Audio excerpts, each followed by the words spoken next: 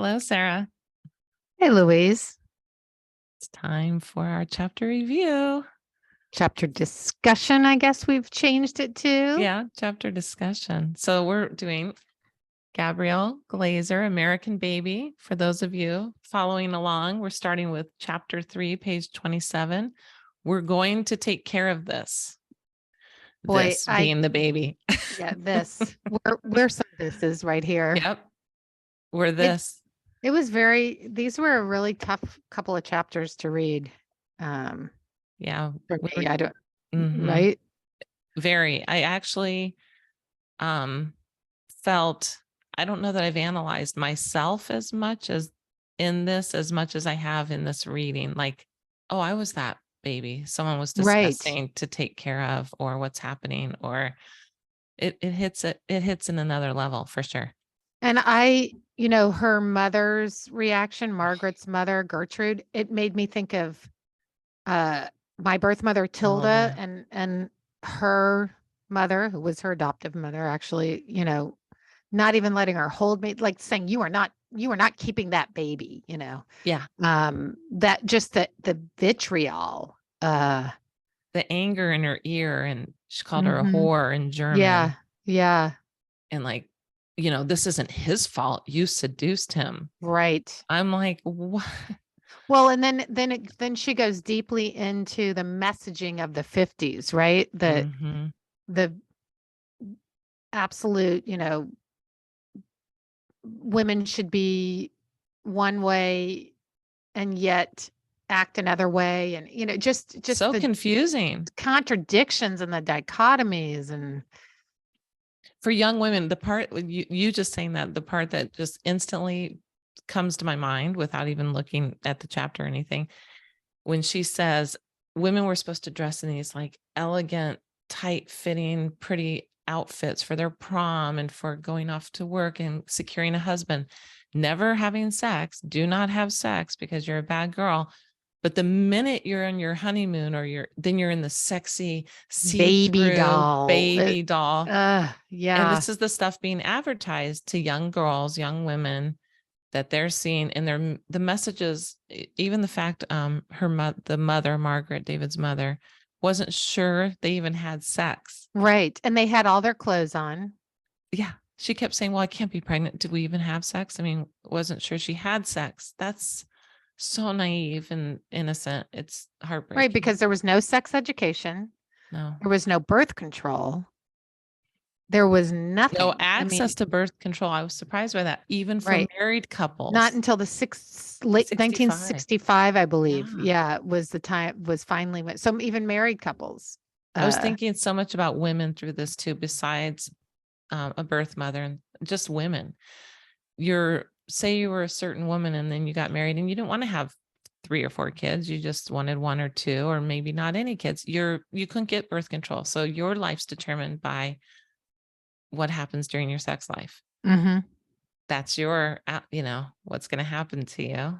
And just this puritanical messaging of this country during that time, and even still, we have that puritanical messaging.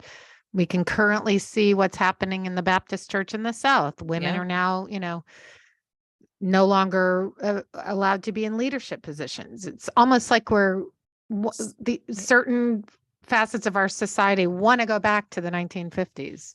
And it wasn't all that it was cracked up to be, because right before that we had the Rosie the Riveters, the strong women, league of their own, playing baseball, like doing they were really considered valuable and right. Well, of course, because they were needed during World War II to fulfill the jobs that men and were often. Men, and I think a lot of men agreed with it. And then it's like it slipped into this whole new the power. Well, as soon as the men came back from war, right? Women exactly.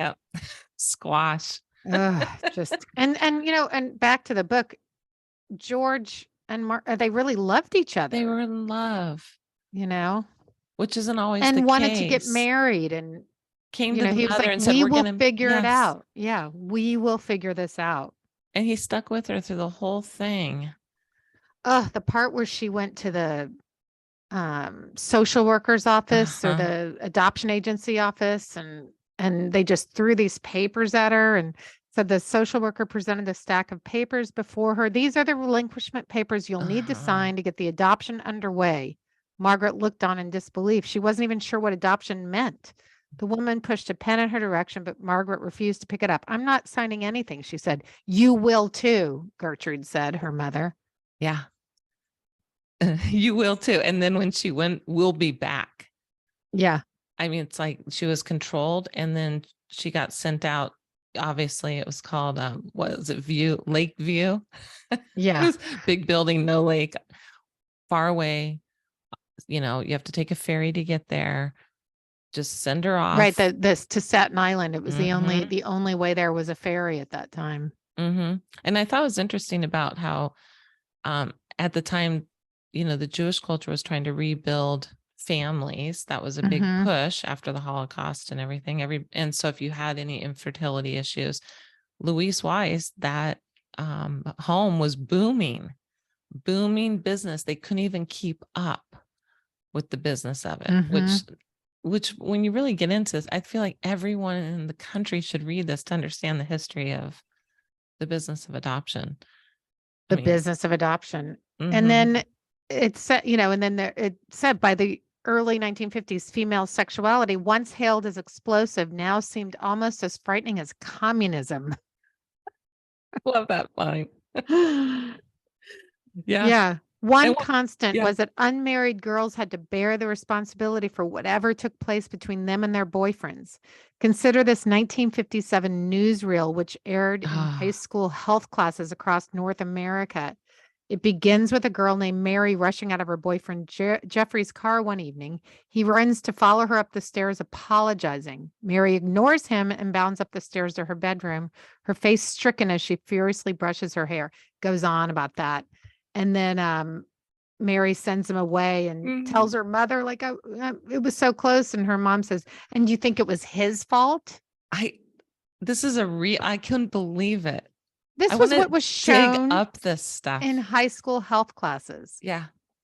Because the job of being a good girl and your whole job was that was it didn't matter how hot and heavy it got. It's all on the woman. And, you know, you can't blame boys.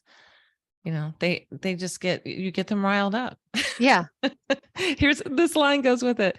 Margaret often heard, just keep your skirt down and your panties up. That's all there is to it. Yep. Oh, yeah. This is really, this whole chapter is highly worth reading. I mean, I do think we have a lot of people reading along with us because we're getting comments and emails from people. And it's a great, and this is the era in which we were born. Yeah. And how many babies were born. People should read it for the statistics out there too. I was fascinated by it. Well, the last part, this is the very, very last part, page 47. This is Margaret, the mother of David, who we're reading about. Margaret was coming of age with a generation that was asserting its independence in an era of social rigidity, but its strides only went so far. She was only part of a growing demographic of young women who for decades would feel shame and stay silent. And that's still the case.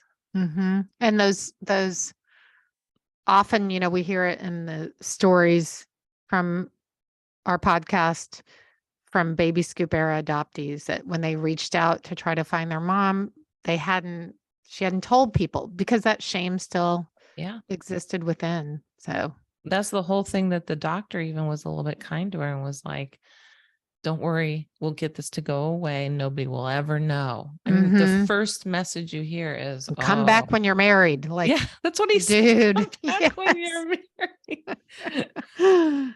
Wow.